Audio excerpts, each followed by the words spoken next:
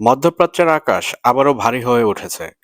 Washington ও তেহরানের মধ্যে উত্তেজনা এমন এক পর্যায়ে পৌঁছেছে যেখানে কূটনীতির টেবিল আর যুদ্ধের প্রস্তুতি দুটোই পাশাপাশি এগোচ্ছে।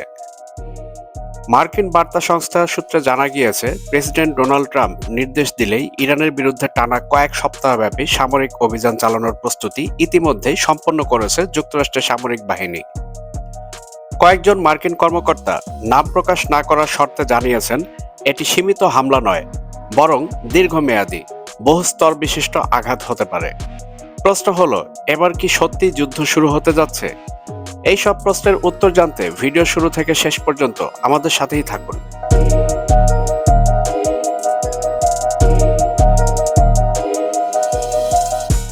17 ফেব্রুয়ারি 2026 আগামীকাল মঙ্গলবার জেনেভায় ওমানের মধ্যস্থতায় শুরু হতে যাচ্ছে একটি গুরুত্বপূর্ণ বৈঠক। আমেরিকার পক্ষ থেকে এই বৈঠকে উপস্থিত থাকবেন স্টিভ উইটকফ এবং জারেড কুশনার। আলোচনার কেন্দ্রবিন্দু ইরানের পরমাণু কর্মসূচি।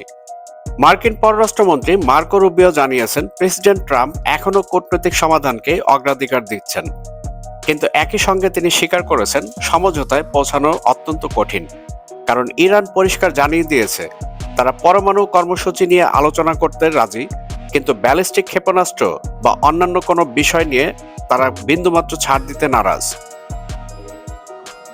মার্কিন প্রতিরক্ষা সদর দপ্তর পেন্টাগন ইতিমধ্যেই মধ্যপ্রাচ্যে অতিরিক্ত বিমানবাহী রণতরী, হাজার হাজার সেনা এবং অত্যাধুনিক যুদ্ধবিমান মোতায়েন করেছে। এটি কেবল চাপ সৃষ্টির কৌশল নয়, বরং সম্ভাব্য পূর্ণাঙ্গ অভিযানের পূর্ব প্রস্তুতি বলেই বিশ্লেষকরা মনে করছেন।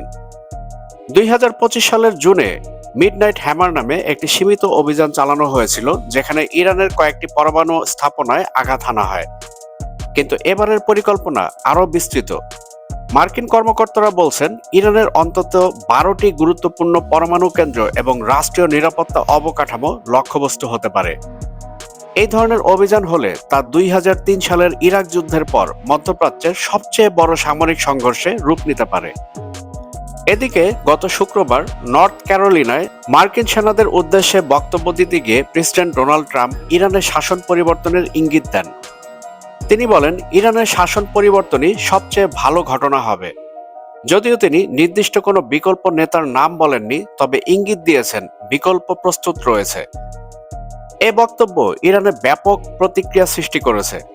তেহরান এটিকে সরাসরি হুমকি হিসেবে দেখছে। বিশেষজ্ঞরা বলছেন, ডোনাল্ড ট্রাম্পের এই বক্তব্যের প্রস্তুতি স্বরূপ আমেরিকা ইরানের তেলবাহী জাহাজ আটক করা শুরু করেছে, যাতে করে ইরান অর্থ সংকটে পড়ে আর ইরানি জনগণ বিদ্রোহ শুরু করে বর্তমান সরকার পতন ঘটায়। মার্কিন কর্মকর্তারাও স্বীকার করেছেন, হামলা হলে ইরান নিশ্চুপ থাকবে না। ইরানের ইসলামিক রেভলিউশনারি গার্ড কর্পস বা আইআরজিসি বহুদিন ধরেই ঘোষণা দিয়ে আসছে, তাদের ক্ষেপণাস্ত্র ক্ষমতা শুধু ইসরায়েল নয়, মধ্যপ্রাচ্যে অবস্থিত মার্কিন ঘাঁটিগুলোকেও লক্ষ্যবস্তু করতে সক্ষম।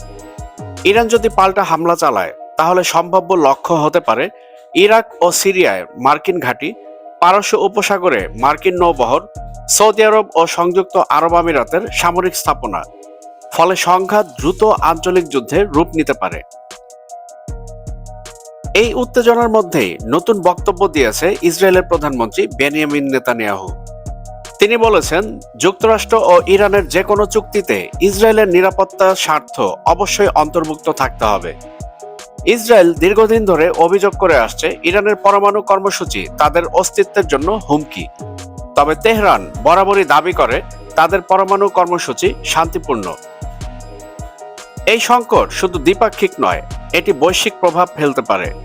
তেলের বাজারে অস্থিরতা, বৈশ্বিক শিপিং রুটে ঝুঁকি, রাশিয়া ও চীনের ভূমিকায় পরিবর্তন এবং ন্যাটো জোটের অবস্থান। বিশেষজ্ঞরা বলছেন, হরমুজ প্রণালী যদি অস্থির হয়ে ওঠে, তাহলে বিশ্ববাজারে তেলের দাম হঠাৎ করে বেড়ে যেতে পারে। হোয়াইট হাউস সূত্র বলেছে, স্থল সেনা পাঠানোর পরিকল্পনা আপাতত নেই, তবে বিমান ও নৌবাহিনীর যৌথ অভিযানে বড় ধরনের আঘাত হানার সম্ভাবনা উড়িয়ে দেওয়া যাচ্ছে না।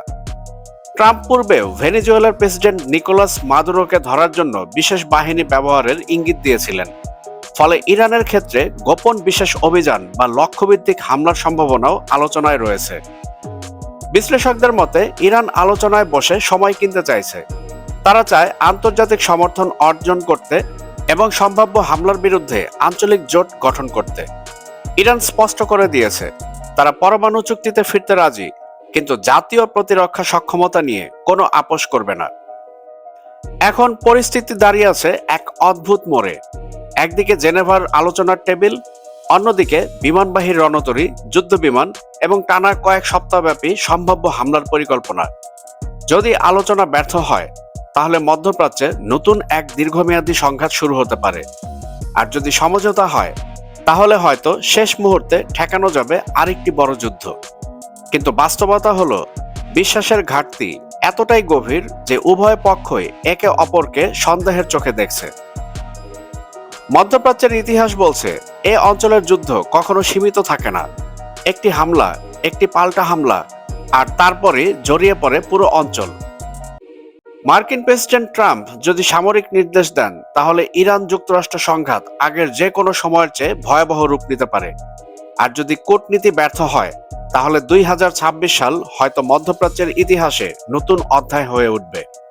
এখন প্রশ্ন একটাই, জেনেভার আলোচনার টেবিল কি যুদ্ধের আগুন নিভাতে পারবে, নাকি বিশ্ব আবারও প্রত্যক্ষ করবে মধ্যপ্রাচ্যে এক নতুন রক্তক্ষয়ী অধ্যায়? এই প্রশ্নের উত্তর দিবে সময়। বন্ধুরা, আপনারা কি মনে করছেন? আপনাদের মূল্যবান মন্তব্য অবশ্যই কমেন্টে আমাদেরকে জানাবেন। আর আমাদের ভিডিও ভালো লাগলে লাইক ও শেয়ার করে আমাদের চ্যানেলটি সাবস্ক্রাইব করে all bell icon notification on করে আমাদের সাথেই থাকবেন। দেখা হবে পরবর্তী ভিডিওতে। ততক্ষণ পর্যন্ত সবাই ভালো থাকবেন, সুস্থ থাকবেন, বাংলাদেশকে ভালোবাসবেন।